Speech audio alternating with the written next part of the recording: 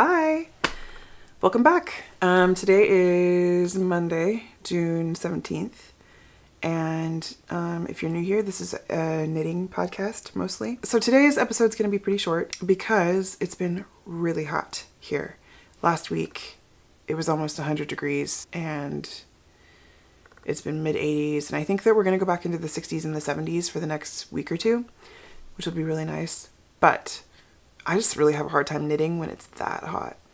So we've been spending a lot of time outdoors in the garden, hanging out with our families and friends and stuff like that, but not a whole lot of knitting. So normally I would wait until I have quite a few things to share with you guys before I recorded a podcast, but there's a lot going on this weekend. On Friday is the beginning of the Natural Dye Knit Along, which is also the first full day of summer. And then on Saturday, I'm going to have a shop update. So I really wanted to touch base with you guys, put out an episode before this weekend. Yeah, I've only got one finished object to share with you. I have some works in progress and things on the needles, but I'm probably not going to share any of that because it's all stuff I shared in the last episode, and there's been a little bit of progress, but not much. But I do have some mending that I've been working on. I've amassed this giant pile of mostly sweaters belonging to my husband and socks that have needed darning or repairs, things like that. So I've been working on that a little bit this week. And I thought I would share that with you.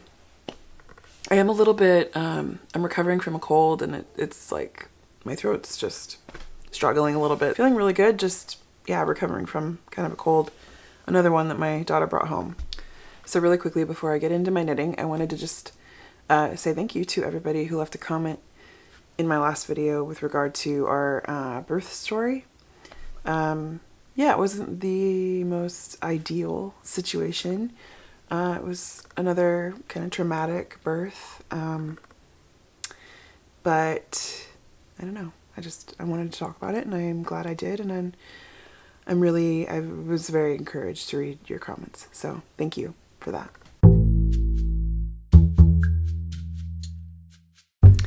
So my first and only finished object is the Ursa sweater by Jacqueline Cieslak.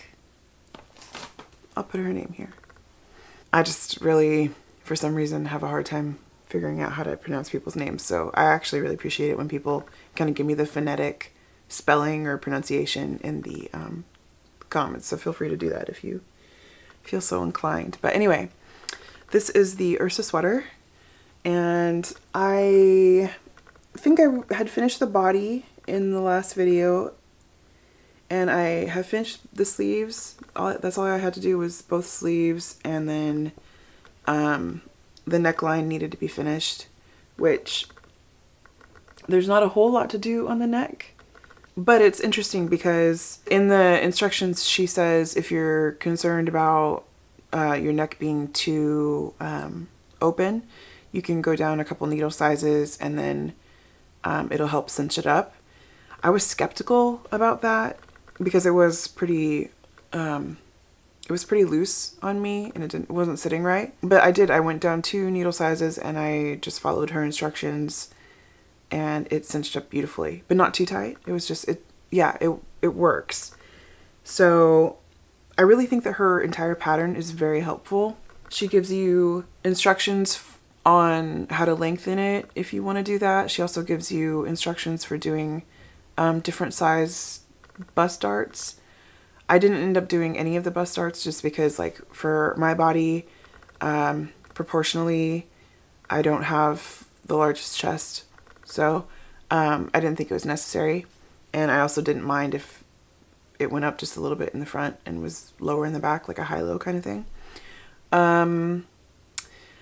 Though when I blocked it the first time, after I just finished the body, I blocked the back quite a bit lower than the front. And this time, after taking it out of the water, which I just did this morning, I think I'm just going to leave it so both the front and the back are the same. This is wet, by the way, in case you couldn't tell, which you probably can't actually. But it's a woolen spun yarn, and normally it would be really light and airy, but right now, I used Brooklyn Tweed Query, Right now it's pretty waterlogged, so it's kind of a little bit heavier.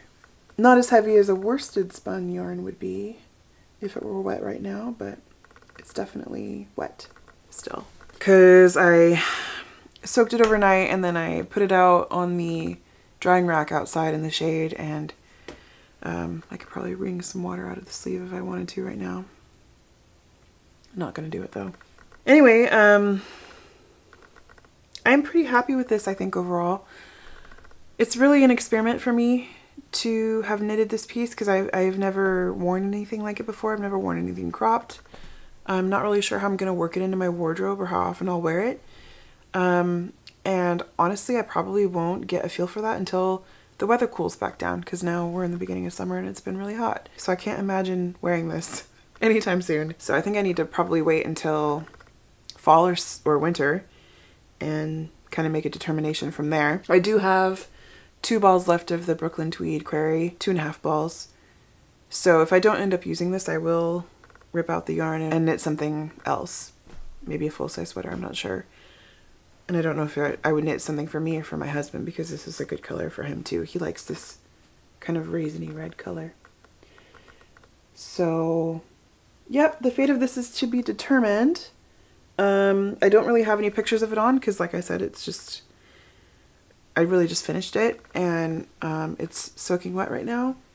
I could probably show you a picture of it before I blocked it, before I finished it up, but I might still have the yarn holding the stitches on my sleeves, so it probably won't look exactly how it looks now, but yeah, that's my Ursa sweater. Probably wasn't gonna finish my Ursa, but I ran into Amy Beth's version of the Fat Squirrel, and I got motivated to finish it. And it really didn't take very long. I think it took one night for me to finish the sleeve I was on and then the neck.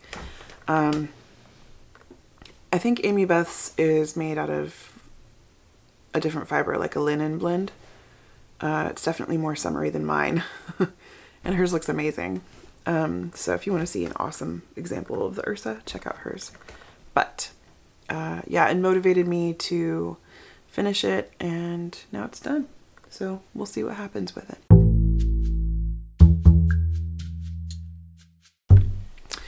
So I have this pile of garments and accessories that I've been meaning to get to for a while, that need mending or altering. And it just keeps getting bigger and bigger, and I just haven't done anything with it yet. So because last week was so hot and I didn't want to knit, I decided that it would be a good time for me to try darning some socks and mending some holes in some of the sweaters that we have. I'm not going to say that I did the best job, but I did it, and now they're usable, I think. So I thought I would share, and I thought it would just be kind of fun to talk about this, because I feel like with like ready to wear clothing that you just buy at the store, it's really easy to throw the clothing out or donate it or whatever if there's something wrong. Whereas when you pick clothing out thoughtfully from a thrift store, for instance, get, something that's made out of 100% wool or cashmere or whatever, or you make the clothes yourself, I feel like we're a little bit more inclined to take good care of it and try to repair it if there's something going on. And I've always wanted to do this with my clothes, but I have just been kind of overwhelmed by it. So I just decided to start, and I don't really know what I'm doing right now with it, but that's okay. I am the kind of person who needs to learn a little bit, apply it, then go learn a little bit more and apply it, and so on. So I guess you could call this the start of my process. I really just needed to dive into this without researching too much. I looked up some videos on like traditional darning, and I tried to use that. But I think that there are probably some better methods in some of these cases, and I'll talk to you about that as I show them. But the first thing that I mended was a pair of socks. These are monkey socks that I made, and I shared them in my very first knitting podcast a long time ago.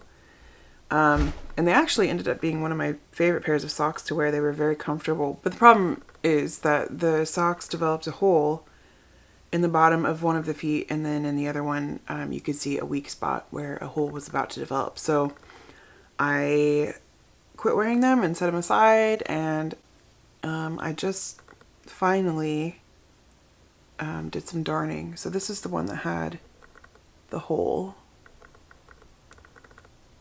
And I found just a tiny little ball of the leftover yarn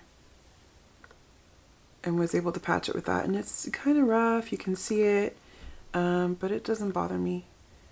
And I am curious to see how well my patch holds up. And then on the other sock, I did the same thing, even though there wasn't a hole yet. There was going to be one soon. It's right here. So apparently this is where I wear out my socks. So that was the only pair of socks that I worked on. Everything else was a sweater. And these are all sweaters that were picked up at thrift stores. And they all belong to my husband. And they're all 100% wool. So it was worth trying. This one had a hole in the armpit, and actually it had a hole in both armpits. This one was a little hole that I repaired with black yarn. I use black yarn for all of this, by the way. It just made the most sense to me. And then here's a bigger hole repair. It was basically that big.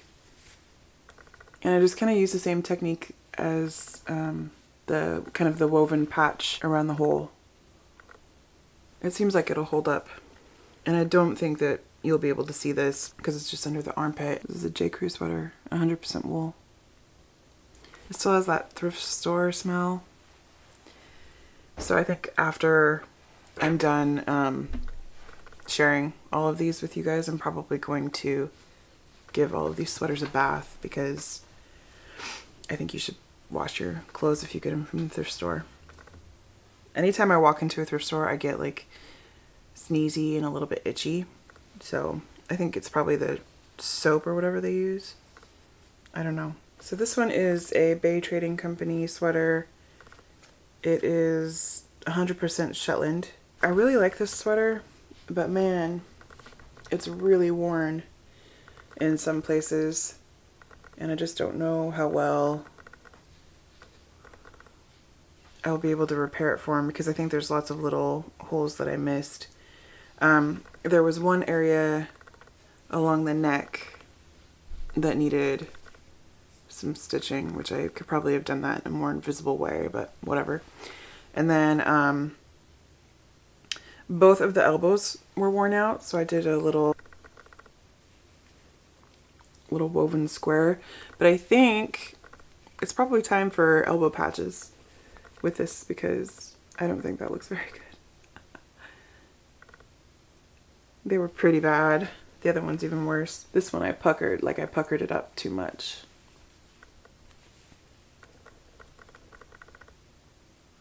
So yeah, I think that if he wants to keep this sweater, he's gonna have to probably get some elbow patches to cover up my awful mending work. And then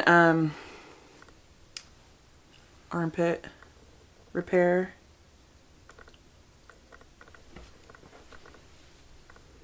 Yeah, it's just, this is one of those sweaters that has been worn so much that the fabric has gotten quite thin in areas, and there's lots of little holes everywhere. So it's more of a practice piece than anything, just to kind of see how things would look. Yeah. And then this is the last sweater that I worked on. It's a really nice, like, houndstooth pattern. I repaired a hole in the back right here, which is okay, I guess. But the giant hole that was in the front, I don't think looks as good. It's pretty visible, partly because of where it's located and partly because it interrupts a blue line. And partly, like, I'm okay with visible mending, but I feel like that's just crappy. So I'm wondering if, I know that there are some techniques that utilize duplicate stitch. I'm thinking about ripping this out and trying that instead. You know, either way it's going to be visible because I don't have yarn or anything that matches any of this. And honestly, I kind of think that black is the best option if you don't have something that matches, because I think if I tried to use anything else, it would just really stand out. But I don't know. I would really like to repair this sweater to the point where he can wear this again. He's not going to be able to like wear it to work or anything anymore, but it's just it's a beautiful sweater. And I don't know, I want him to be able to use it even if it's just for work around the house or one day when we have a farm. So, not exactly the best or the most professional job, but I think the socks are fine. I think that I have some stuff to learn with regard to darning.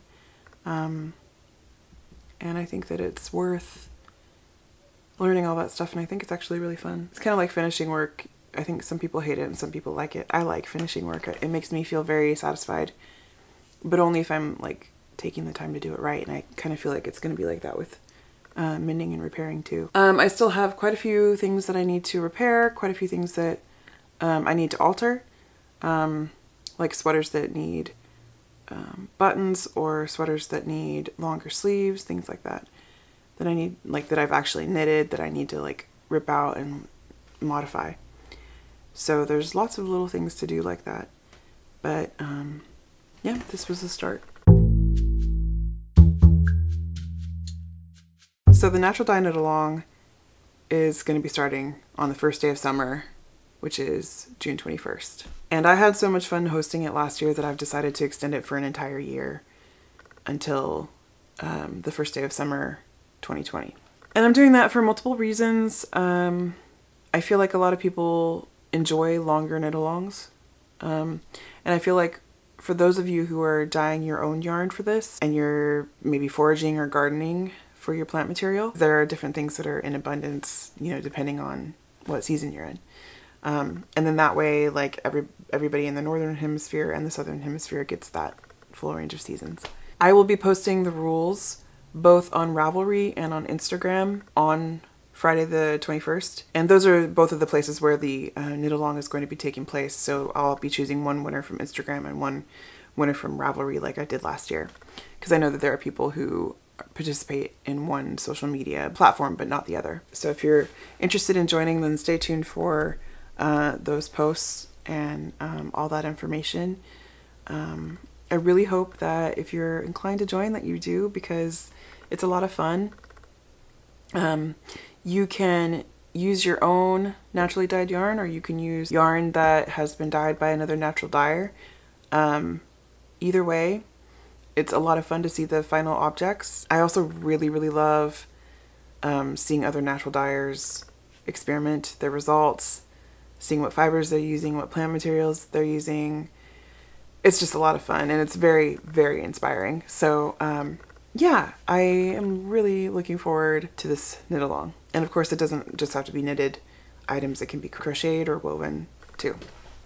So yeah, mark your calendars. And then lastly, I'm going to be having a shop update on Saturday, June 22nd at 9 a.m. Pacific Standard Time. I have been playing with a lot of avocado and walnut and madder this time around. I feel like my last two shop updates have been very like marigold heavy. So lots of greens, and this one's going to be lots of pinks and reds.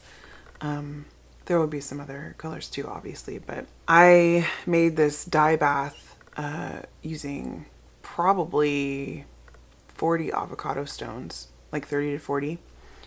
And I was able to get color from the exhaust of that dye bath multiple times. We're talking probably 8 times. And I still probably could have kept going, except it was getting old. I just kind of was done after a while. I really loved all the results that I got from those dye baths. They were all kind of in the like pinky red brick brown range, depending on like what yarn I was using to dye with, or what level of exhaust, or what combination, because at some point I started like adding exhaust water from my madder and walnut dye baths too.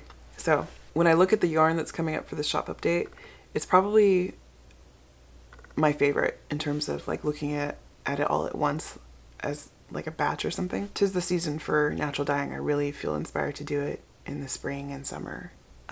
I like to do it year round, but I really like to do it when we're outside a lot. So probably just an excuse to get outside more, honestly, when it's cold outside. And speaking of being outside, I know I've talked about making other kinds of videos in the past, and I do have like recipe videos and a video about kombucha on this channel.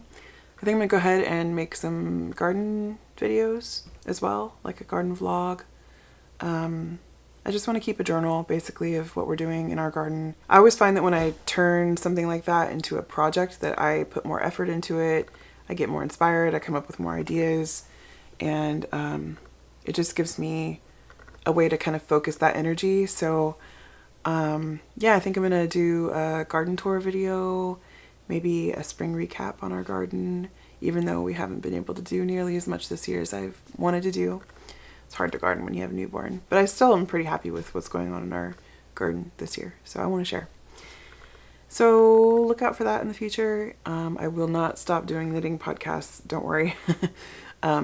But I just want to add more content to this channel as well, because I really enjoy making videos, and just the whole project aspect of it all is really fun. So anyway, yeah, short video for today.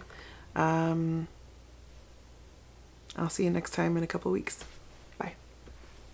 I'm on my second cup of coffee today. I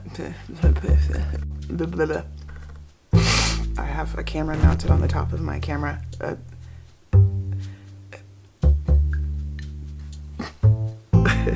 I made myself laugh apparently. Hello.